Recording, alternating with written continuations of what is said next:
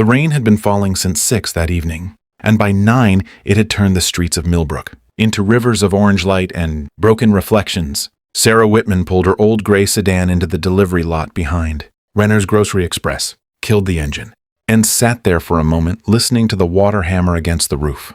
Her hands were shaking, not from cold but from exhaustion that had settled so deep into her bones it felt like it belonged there now. She was 34 years old, though most days she felt 60. Her son Ethan was 7, waiting at her sister's apartment 2 towns over, probably already asleep on the couch with his shoes still on because that was what happened on the nights. Sarah worked past 10. She had been driving deliveries for Renner's for almost a year, ever since the auto shop where she used to do the books shut its doors and left 40 people staring at pink slips taped to a break room wall. She hadn't cried that day. She had gone home, made grilled cheese for Ethan, and started applying for jobs before he even finished eating.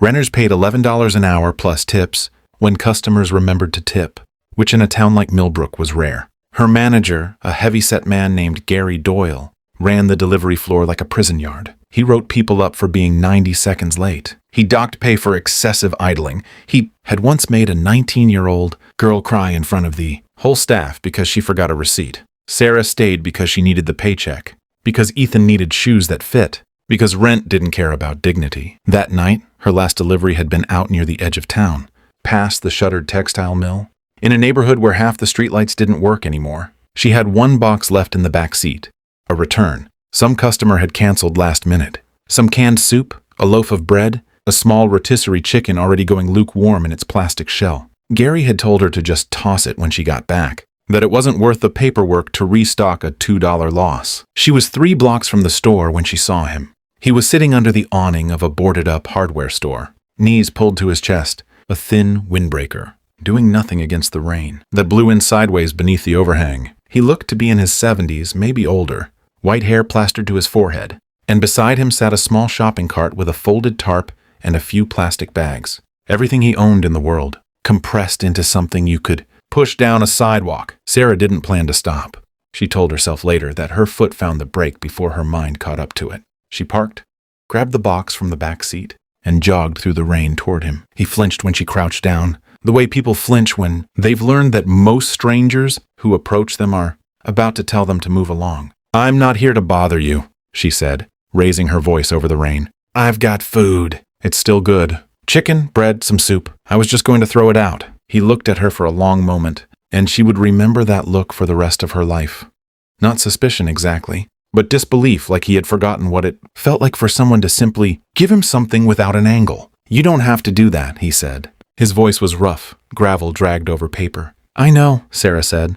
"I want to." She set the box down beside him, careful to keep it under the small dry patch of the awning. As she stood, she noticed his hands were trembling, not from cold alone. There was a stillness to the left side of his face, subtle, the kind of thing you'd only catch if you were looking closely, the aftermath maybe of a small stroke, untreated, unspoken. "What's your name?" she asked. "Walter," he said. "Walter Price. I'm Sarah. You take care of yourself tonight, Walter. There's a shelter on Grant Street.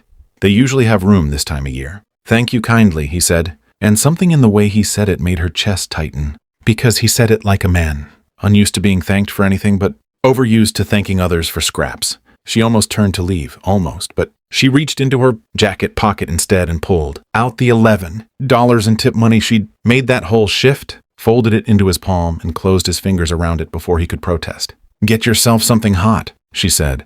"Please." She drove back to Renner's in silence, the wipers beating a rhythm against the windshield, and she didn't tell anyone what she'd done, because there was nothing to tell. In her mind, it was just a small, unremarkable kindness, the kind of thing that vanishes into the night the moment it happens. She had no idea that Walter Price was not just a man on a street corner. She had no idea that 6 months earlier, Walter had walked into his own kitchen table meeting and quietly, without ceremony, stepped down as chairman of Price and Halloway Logistics, the parent company that owned, among 200 other regional retail chains, Renner's Grocery Express. She had no idea he had done it not out of retirement, but out of grief. 3 weeks after burying his wife of 41 years, unable to sit in that big empty house any longer, unable to look his family in the eye as they circled his assets like the vultures grief makes of people, he had left, just left, no note beyond an email to his lawyer. He had wanted, for the first time in his adult life, to know what it felt like to walk through the world with nothing between him and it.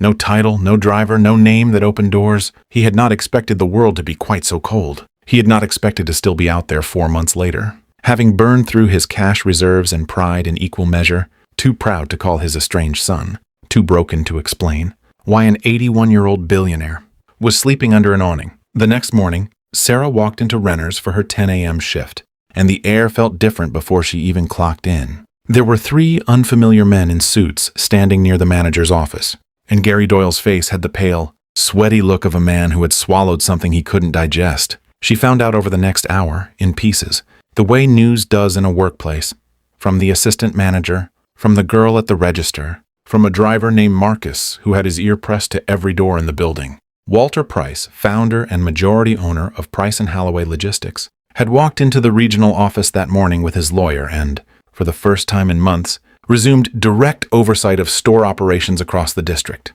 He had demanded, footage and incident reports from every location. He had specifically asked by name about a delivery driver named Sarah Whitman. Sarah's stomach dropped. She thought of 100 things she might have done wrong. A late delivery, a complaint she didn't know about. She was so consumed by dread that when Gary called her into the office at 11:30, her hands were cold before she even sat down. But Gary wasn't behind the desk. Walter was. He looked different in dry clothes, in a gray suit that had clearly been tailored for a man 40 pounds, heavier than he currently was, but his eyes were the same eyes that had looked up at her from beneath that awning the night before, disbelieving that kindness still existed in the world. "Ms. Whitman," he said, standing as she entered, "I believe we've met." It took her a full 3 seconds to understand. Then it hit her all at once. The white hair, the trembling hand, the gravel voice. And her mouth opened, but nothing came out. "You," she managed. "I own this company," Walter said simply. "I have for 36 years. I was not doing well for a while there. I think you understood that better than most of the people who've worked under me for a decade." Gary Doyle stood off to the side, looking like a man watching his own execution being scheduled. Walter turned to him.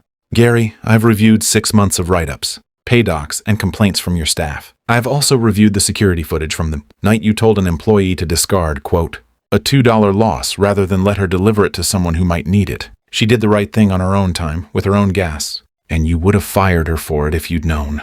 That tells me everything I need to know about how you run a floor. You're done here. HR will process it today." Gary opened his mouth, closed it, and left without another word, the door clicking shut behind him like something final. Walter turned back to Sarah, and his stern expression softened into something almost boyish, almost shy. "I don't have a dramatic way to say this, so I'll just say it. That box of food probably saved my life, not because I was starving, though I was hungrier than I'd like to admit, but because it was the first time in months anyone looked at me and saw a person instead of a problem to step around. You didn't know who I was. You didn't ask what I could do for you. You just saw someone cold and wet and you stopped." Sarah's eyes filled before she could stop them. "I wasn't trying to be a hero. I know what it's like to feel invisible. I didn't want you to feel that way for one more night." "Well," Walter said, "you've made it very hard for me to disappear. Again." He slid a folder across the desk toward her. "This is a formal offer. Regional operations coordinator, salaried, benefits, a schedule that lets you be home for your son at night. Marcus mentioned him. I hope that's all right. And frankly, oversight authority over every store manager in this district. People like Gary don't get to exist in a company I'm paying attention to again." Sarah stared at the folder like it might disappear if she touched it. "Mr. Price, I don't have a degree. I don't have management experience beyond." "You have judgment," Walter said.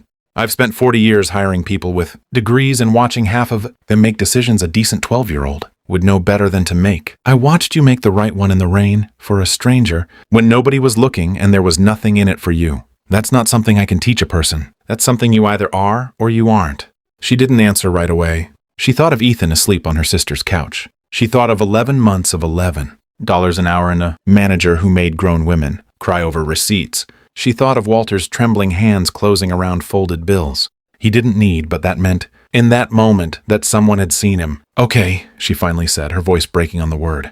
"Okay, yes." Walter smiled. And for the first time since she'd met him, first under an awning, now under fluorescent light, he looked like a man who had somewhere to be tomorrow. 6 months later, Sarah stood in a small, sunlit office with her name on the door, the district's numbers on the wall, behind her showing the steadiest turnaround in company history, and Ethan's drawing of a superhero mom taped just below her nameplate. Cape and all, every Thursday, an elderly man in a modest coat came by to take her and Ethan to dinner, insisting every time that he pay, though Sarah always tried to fight him on it out of habit more than anything else. Walter never went back to being invisible again, and Sarah never stopped being the woman who saw him when he was. Some kindnesses vanish into the night the moment they happen, and some, quietly without asking permission, change the entire shape of a life, both the one who gives and the one who receives.